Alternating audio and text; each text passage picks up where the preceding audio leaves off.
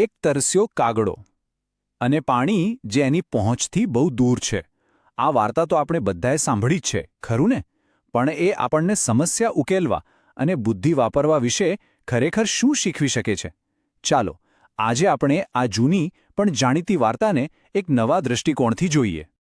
તો આપણી આખી વાતનો મુખ્ય સવાલ આ જ છે: શું ખરેખર બુદ્ધિ આપણી શારીરિક મર્યાદાઓ પર, આપણી તરસ પર જીત મેળવી શકે છે?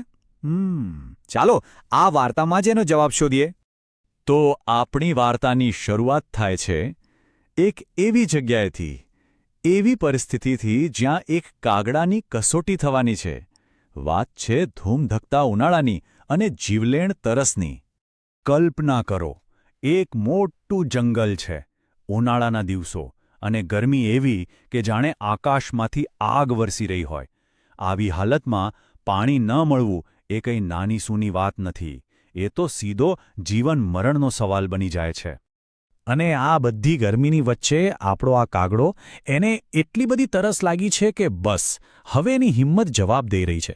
એનું આખું ધ્યાન, એની બધી જ શક્તિ બસ એક જ વસ્તુ શોધવામાં લાગી છે: પાણી.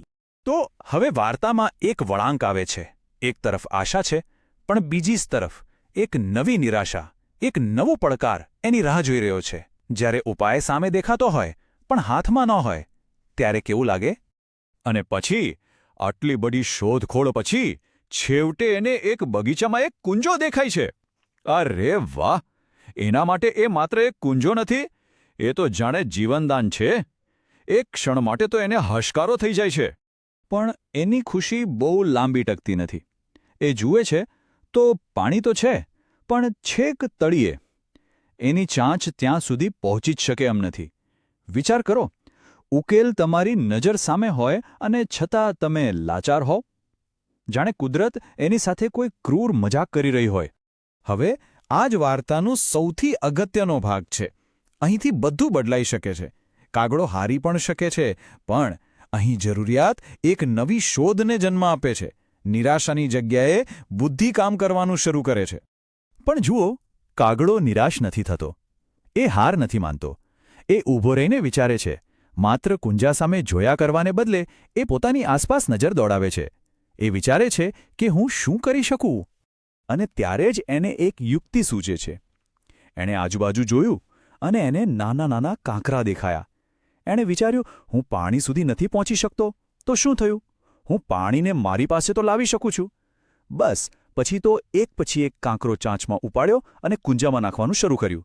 કેટલો સરળ પણ અસરકારક ઉપાય! તો આ મહેનતનું ફળ કેવું મળ્યું? કાગડાની આ દ્રઢતા એને ક્યાં લઈ ગઈ? હવે આપણે વાર્તાના બોધ તરફ આગળ વધીએ છીએ. અને જુઓ, જાદુ! જેમ જેમ કુંજામાં કાંકરા પડતા ગયા, તેમ તેમ પાણીનું સ્તર ધીમે ધીમે ઉપર આવવા લાગ્યું. દરેક કાંકરા સાથે એની આશા પણ વધતી જ જતી હતી. એની યુક્તિ કામ કરી રહી હતી. અને છેવટે એક ક્ષણ આવી ગઈ. પાણી એટલું ઉપર આવી ગયું કે કાગડો આરામથી પી શકે. એણે ધરાઈને પાણી પીધું, પોતાની તરસ छिપાવી અને પછી ખુશીથી આકાશમાં ઉડી ગયો. એની બુદ્ધિએ એનો જીવ બચાવી લીધો. તો આ આખી વાર્તાનો સાર શું છે? એ એક બહુ જૂની અને જાણીતી કહેવતમાં છુપાયેલો છે: જ્યાં ચાહ ત્યાં રાહ.